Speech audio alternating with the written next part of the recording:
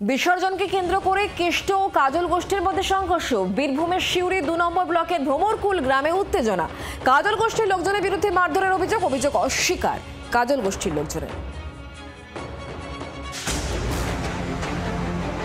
বীরভূমে কেষ্ট কাজল গোষ্ঠী দ্বন্দ্ব নতুন নয়। দুর্গাপুজোর বিসর্জনেও সেই দ্বন্দ্বের ধারা অব্যাহত থাকলো। কারোর মাথায়, কারোর হাতে, পায়ে চোট। আহত অবস্থায় সিউড়ি সুপার স্পেশালিটি হাসপাতালে ভর্তি 4।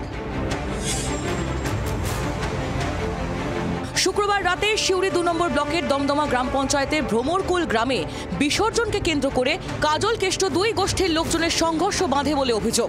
কাজল শেখ ঘনিষ্ঠ নুরুল ইসলামের লোকজনের বিরুদ্ধে অনুব্রত অনুগামীদের মারধরের অভিযোগ। আমরা আনন্দ করছিলাম এবং নাচছিলাম এবং কিছু নুরুলের লোকজন এসে আমাদের উপর অতর্কিত হামলা করে। ওর দলে মিশতে হবে, ওর সঙ্গে থাকতে হবে। আমরা অনুব্রত মণ্ডলের দল করি। বিসর্জন করছিলাম, আমাদের হামলা করে।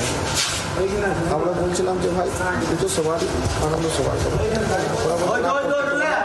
লোকজন লোকজন নিয়ে এসে কিন্তু হামলা করে।